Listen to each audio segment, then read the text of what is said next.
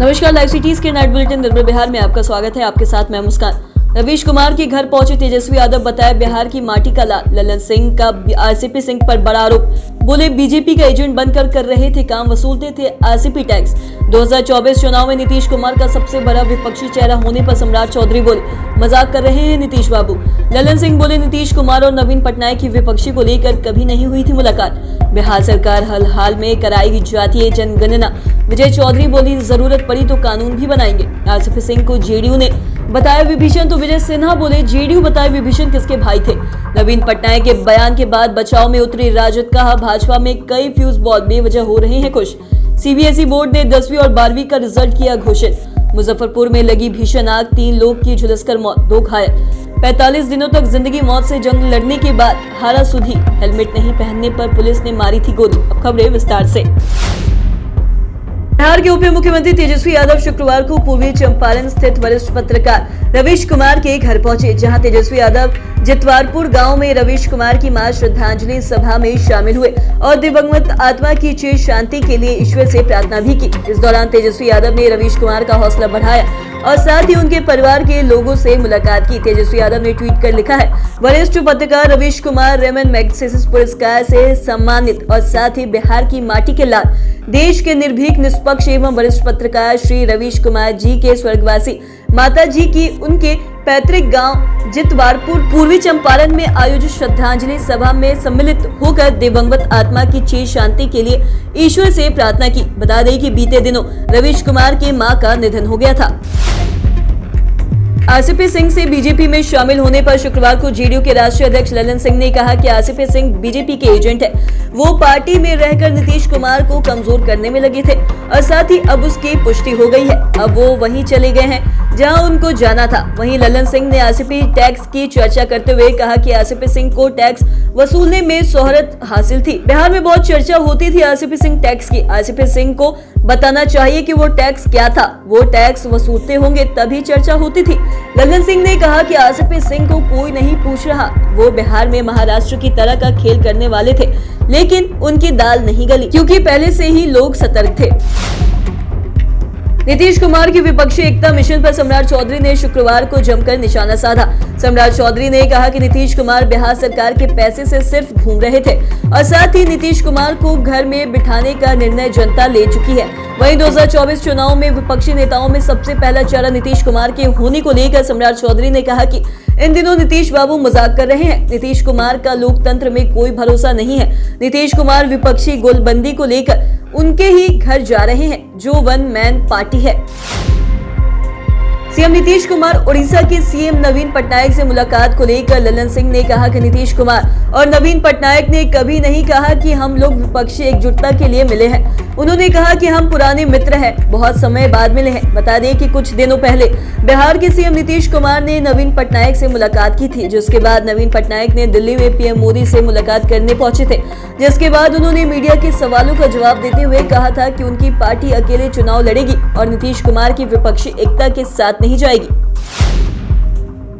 जातीय गणना को लेकर बिहार सरकार सुप्रीम कोर्ट गए हैं और इस पर लगातार बयानबाजी हो रही है, जिस पर वित्त मंत्री विजय कुमार चौधरी ने शुक्रवार को कहा कि हम लोग जातीय जनगणना चाहते हैं, इसके लिए सुप्रीम कोर्ट गए हैं। उच्चतम न्यायालय से हम लोगों को पूरी उम्मीद है कि गणना की अनुमति मिलेगी, लेकिन यदि जरूरत पड़े तो बिहार सरकार जातीय गणना करने के लिए कानून भी बना सकती है। बता दें कि बिहार में जातिगत जनगणना पर पटना हाई कोर्ट की रोक के खिलाफ बिहार सरकार सुप्रीम कोर्ट पहुंच गई है।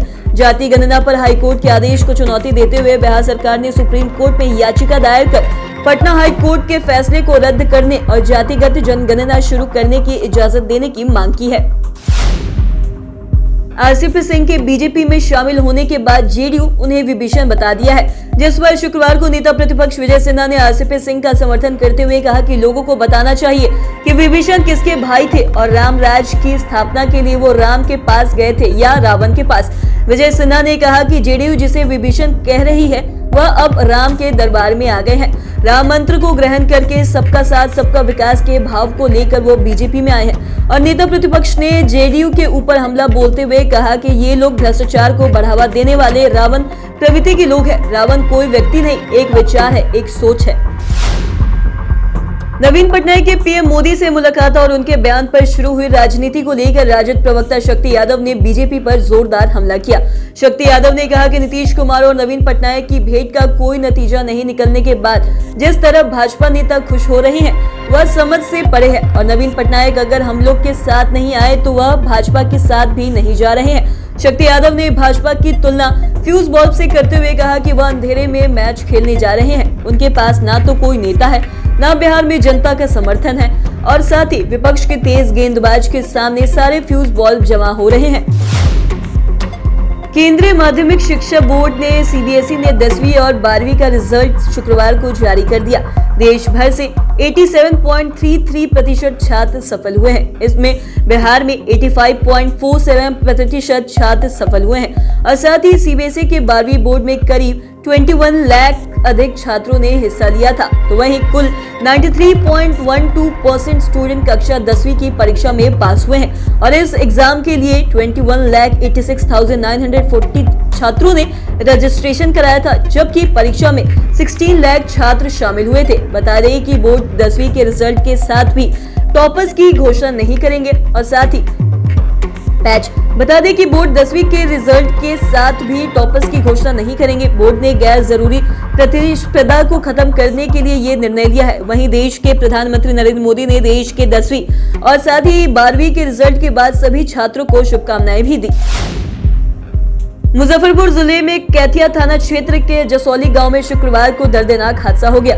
यहां एक घर में आग लगने से 3 लोग जिंदा जल गए। एक ही परिवार के 3 लोगों की मौत से कोहराम मच गया। बताया जा रहा है कि शुक्रवार को करीब 11 बजे दिन में खाना बनाने के दौरान चूल्हे से निकली चिंगारी से झोपड़ी नुमा घर में आग लगी और इसके बाद परिजन जान बचाकर भागने लगे। कहा जा रहा है कि घर से सामान निकालने के दौरान ये सभी लोग आग की चपेट में आ गए और आनन फानन में आगलगी की सूचना फायर ब्रिगेड को दे दी गई। मौके पर पहुंची दमकल ने आग पर काबू पाया। 45 दिनों तक जिंदगी की लड़ाई लड़ रहे सुधीर की आज सुबह 4 बजे पटना में मौत हो गई। सुधीर की आज ही पहली मैरिज एनिवर्सरी थी। सुधीर का पहले नालंदा जिले के हिलसा में इलाज चल रहा था। 18 अप्रैल को हिलसा के प्राइवेट अस्पताल से पटना की IGIMS लाया गया था, फिर भी हालत में सुधार नहीं हुआ और परिवार ने अपने बेटे को बचाने के लिए 20 लाख रुपए तक खर्च किए और इसके बाद भी सुधीर की जान नहीं बच सकी। वहीं 3 बहनों में इकलौता भाई था। बता दें कि जहानाबाद के ओकरी गांव के अनंतपुर गांव के पास पुलिस गाड़ियों की चेकिंग के दौरान सुधीर डर कर भागने लगा था और उसके पास हेलमेट और ड्राइविंग लाइसेंस नहीं था। तभी ओकरी थाने में तैनात ASI मुमताज अहमद ने पीछा कर उसे गोली मार दी थी। तो आज के इस वीडियो में इतना ही। अगर आपने अब तक हमारे चैनल को सब्सक्राइब नहीं किया तो तुरंत कर ले। साथ ही हमारे फेसबुक पेज को लाइक करें। वीडियो देखने के लिए आपका धन्यवाद।